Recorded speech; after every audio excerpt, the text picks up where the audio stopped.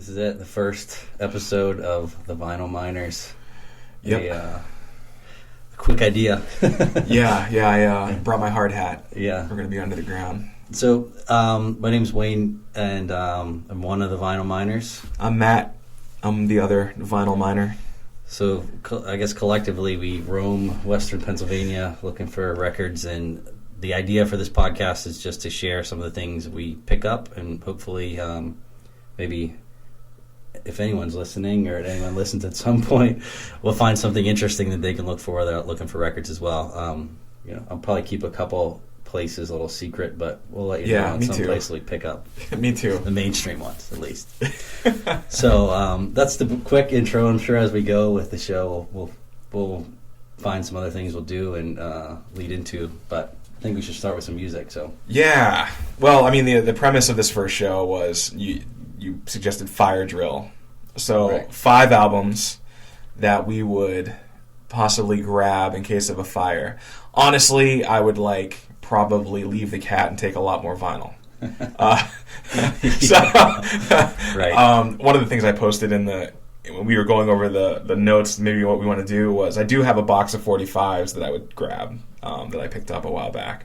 But other than that, this is my first one that I picked for my Fire Drill grab would be the Black Keys Brothers. I don't know. I mean, it's not their early stuff. When was this released? 2010. But I like the sound of this one, especially this first clip that I put together.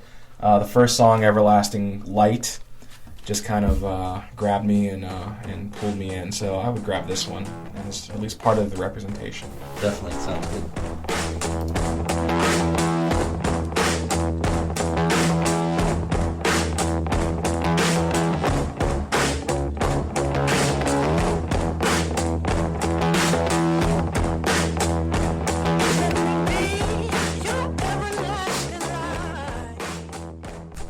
Yeah, so that's pretty much the beginning. I mean, it's the first song, it grabbed me. I like the rhythm of it, so it's a good representation of the kind of more modern rock stuff that I listen to. Yeah. One thing I noticed with the stuff you picked out for this is a lot of fuzz kind of guitar, heavy fuzz, heavy drum kick. Yeah. Which is always good. And that's always the tough records I look for is that 60s fuzz stuff, which I'm sure most people know that's hard to get. So the Black Keys do a good job. Yep.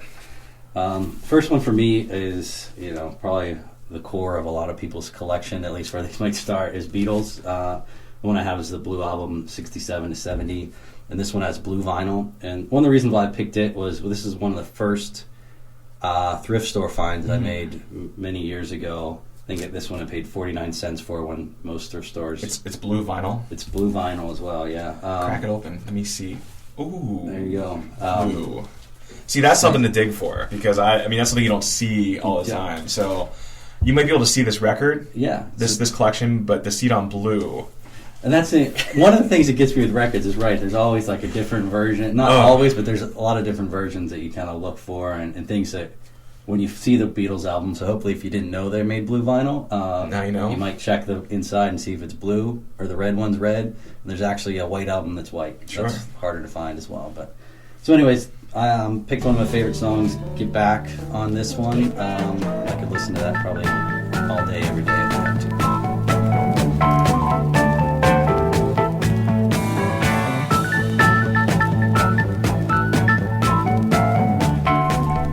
So one of the things I really like about that is the keyboard organ work of Billy Preston. Sure. I think that was the only track he played on, so I think so, but I'm not sure. Yeah, I just picked up a Billy Preston recently at an antique shop, kind of like a weird release, but he plays so amazingly. He played with everybody too, which is really cool. I guess so my second, I would start off with the Black Keys, and then now on to Tom Waits' Mule Variations.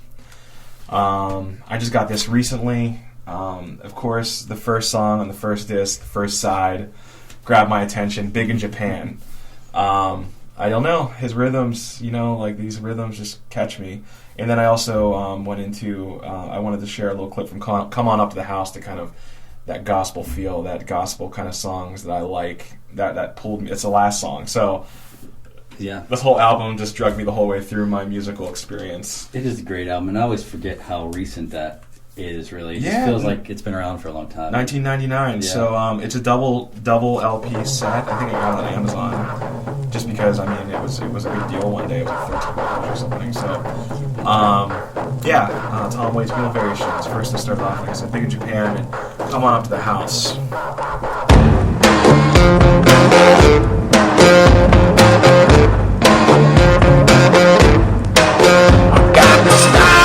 Just those rhythms, it's so crazy. You can hear his voice making the sounds like beatbox. It's so awesome. And then come on up to the house.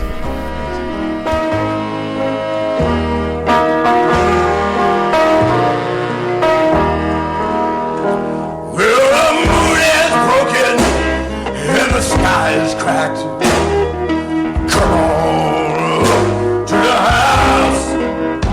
The only things that you can see. I'm ready to go up to the house. What do you have at the house? So I have Nick Drake, 5 Leaves Left. Nick Drake is a difficult one to find original on vinyl, and this was a gift from a good close record collecting friend of mine who found it in Pittsburgh at a store called The Attic. Mm-hmm. There was a flood at The Attic, I don't know, several years ago, but this was before the flood where they just had records everywhere, and you pick one out and bring it up to the counter, and I think he paid $5 for this original Nick Drake probably 10 or so years ago, which was still a good price. Oh, yeah. And that's one thing I want to mention about this is that I'm a budget guy that likes to get things that are reasonably priced. Yeah. Well, there was a man lived in a shed. Spent most of his days out of his head. All right, so that was again Nick Drake, and the song was "Thoughts of Mary Jane," and that's on Antilles is the label. Ah, okay. Yeah, I never see Nick Drake. I've never seen his records out. I have 3 Nick Drake. They definitely take a long time. It took me a while to find them. I'm sure if you went and bought them on eBay, you could find them pretty fast. But that's one thing That's one thing I kind of noticed with you. Your style is you definitely seem to want to find the record. I mean, you want to go somewhere and you want to, because you could go on eBay. You could go if you really wanted something. Sure. But I know that you mention a lot on your blogging or whatever that something's been on your list for a long time, where you could have found it. Right. I could go buy it. Right. Yeah. I don't know. Maybe that's part of like getting it for a decent, not always like cheap, but a decent price. Yeah. Is the way I intended to do it. So no, that's cool. I mean, I don't buy a ton online. I mean, because of pricing, it's more expensive to buy online sometimes. I mean, you can find things easier, but I like to find things too. But I'd never really hear you say. I picked up stuff online too. I definitely do. Yeah. But not as much. Well, we'll talk about that. Yeah. We'll have to have a show where we talk about what we found online. Sure. And why we chose to go that route. So. Right. But I mean, that was a Nick Drake, great pick. My next one is also a double. So see, Fire Drill for me is like grab the most volume in one case. Because next is another double set, which is Bob Dylan and the band, the Basement Tapes. And the reason why I picked this was I really didn't even know. I mean, I knew it was out there, but when I heard Going to Acapulco on the I'm Not There, the movie. Right. When Jim James from My Morning Jacket sang it. Mm-hmm. I was like, that's a Bob Dylan tune? So I looked into this record, and I found it on CD originally, and I found it on vinyl in recent months. So, yeah, I picked Going to Acapulco. I mean, geez, Bob Dylan and the band. I mean, to me, the musical style, just the genius there. And I think I have a couple clips from this song, maybe 1 or 2, but check it out.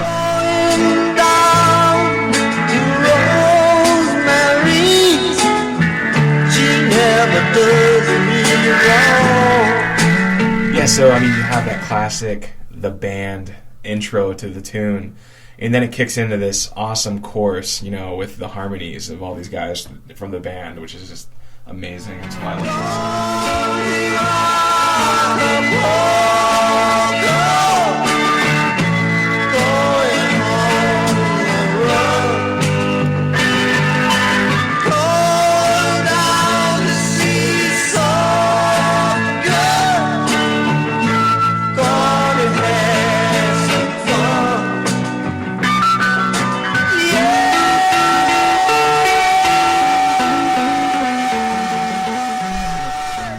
Yeah, so that's that.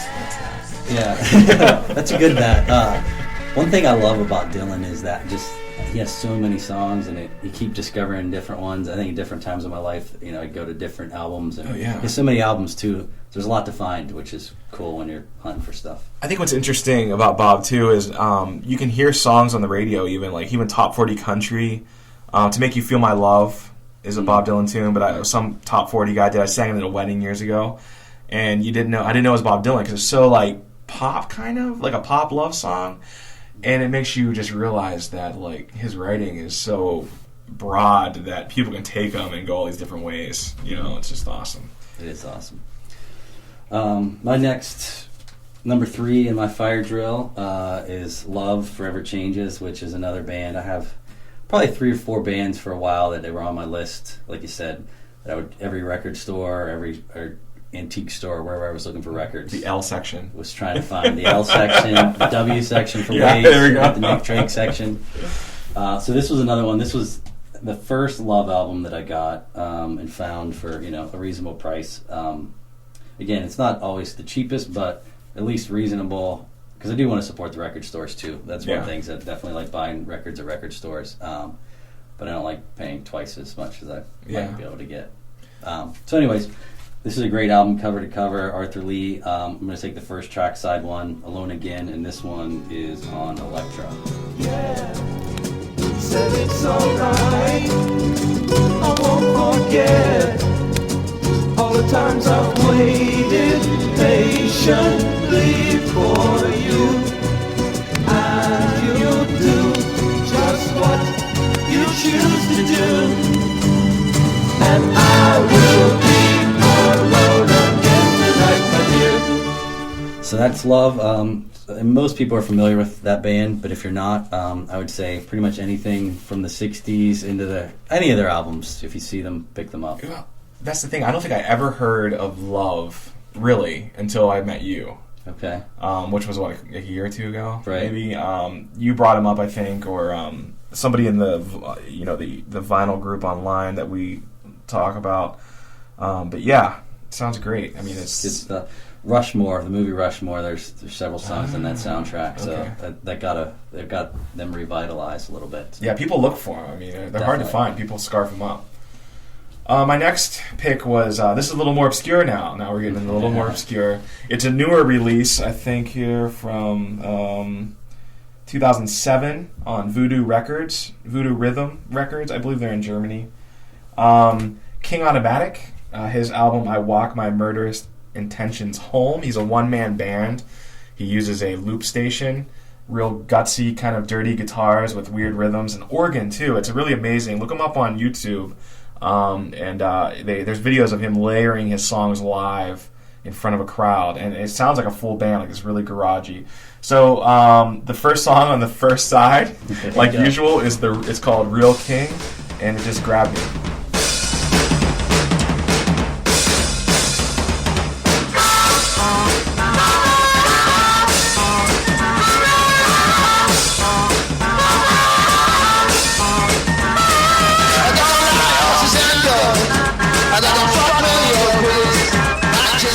So, I mean, that's just one guy.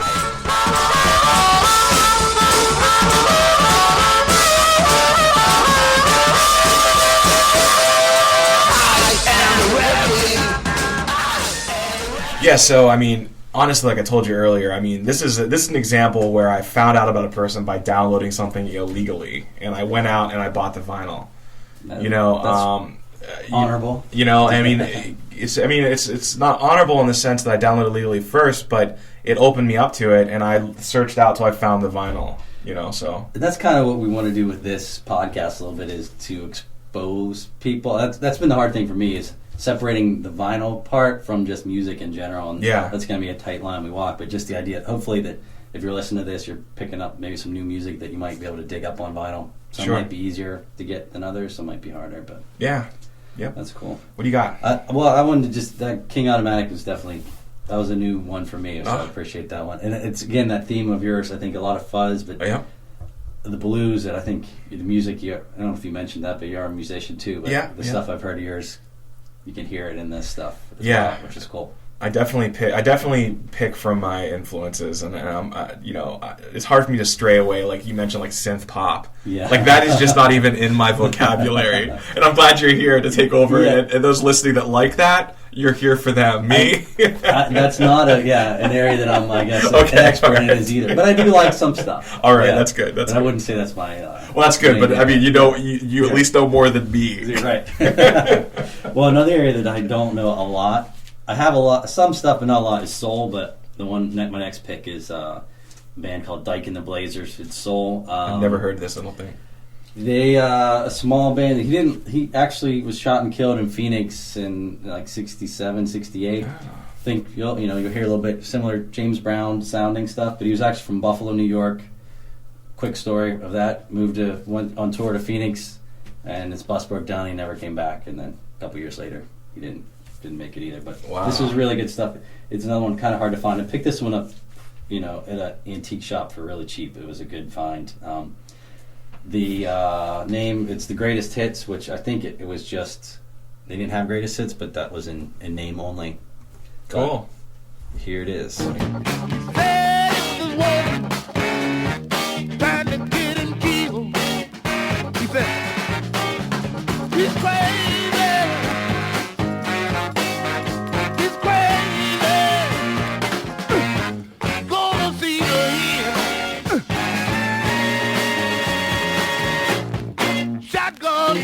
So there you have it. A lot of horns, some other stuff in there. It's on Original Sound. I just broke down some James Brown moves listening to that.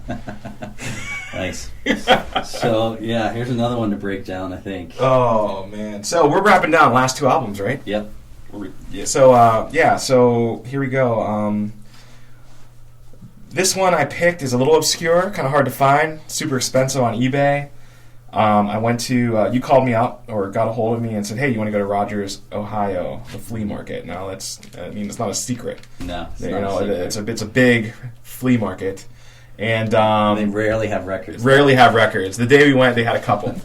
And one of them was what was that guy? He was like a collector or a seller. Yeah, he had a bunch, right. Yeah, I don't know what he exactly, but he had a nice selection of gospel music, and I love gospel music: bluegrass, black gospel, white gospel, country gospel. I love gospel, and this guy I first heard about on NPR. His name is Brother Claude Ely, and he's with the Cumberland Four. It's on the King label, number 801. It's called the Gospel Ranger, and this guy blows me away. He reminds me a lot of the church that I grew up in. And the first song is the first song on the first side, the first track. It's called Stop That Train. Well, stop that train. Well, stop that train. Oh, stop that train. Well, stop that train. It's bound for heaven. It's bound for heaven. It's bound for heaven. Oh, stop that train. Yeah, so he was a huge influence on Elvis early days. His mom was a big admirer of his ministry, Brother Claude Ely's ministry. And then I put this last song. This is the last song on the record. I believe it's called I Want to Go to Heaven, which he died in his church. I don't know if he was singing this song, but he was playing the organ, and he died singing about heaven. So I wanted to make sure I put this last song. Heaven, heaven, I want to go to heaven. Heaven, heaven, I want to go to heaven. Gun city coming down from God. I want to go to heaven. All right, so I have the perfect combination for that one. Heaven and hell, my baby. last one is White Zombie, Las Exorcisto. Back to Brother Claude Ely for a second. The influence, I was surprised after you shared that one with me at one point. Just the amount of people that really listen to his music, Johnny Cash, and how rock was really influenced a lot by him. So, well, Claude Ely wrote the song "Ain't No Grave," which was Johnny Cash's last album on American that was released. "Ain't No Grave." So yeah, he was a huge influence. People need to know about him. Definitely, it's good stuff, and hopefully one day I'll find one of those. Yeah, and I want to get it from you. Yeah, I know. All right, so my last one is another colored vinyl, and I really don't really care about colored vinyl too much, but this one's glow in the dark. That's nice. I'm typically not looking for it, but I guess if I find it, I'll pick it up. But the reason why I wanted to pick this one is it reminds me of a time when I probably should have been buying more vinyl. Growing up in the 90s, this one I picked up then for like $1 at a Goodwill. Now it's pretty valuable. I don't think they reissued this one. But there's a lot of albums that I should have bought. All the Modest Mouse stuff, Guided by Voices, that I'm kind of kicking myself for the CDs that I purchased instead of buying the record. So that's why I wanted to throw this one on here, and definitely had a time and place for me. There you go.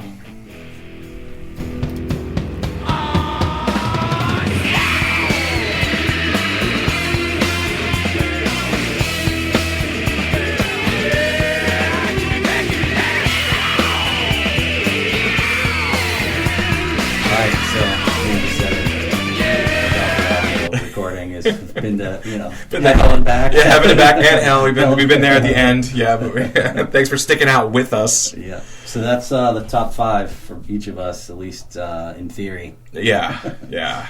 Practice, I might grab different albums, but that's true. That box of 45s. I don't know if I just start throwing them out the window. Yeah. Hopefully, neither one of us or anybody out there ever has to deal with this in reality. So I know. Well, we want to hear from you. How can we hear from them? So we have the site that goes along with this, vinylminers.com, which each of us have a little section. We're posting, different things we find about records we find, or just videos. I threw one up today about Bleecker Bills, which we found through some network of ours. Unfortunately, closing in New York, the record store, but there's a half-hour documentary kind of about that record store. Nice. That's out there. Yep. All kind of stuff. All the podcasts, all photos. So all these records we recorded, right from the records we own, and then took a bunch of pictures of the covers and art and stuff like that. So for all the vinyl nerds, there's plenty to dig through. Yeah, there's lots of stuff on there. Again, vinylminers.com. Thanks for sticking out with us. Hopefully you found something cool and can share at some point. And subscribe to us, and you'll know when the next one comes out. It'll be soon. All right. See ya. Hey, thanks.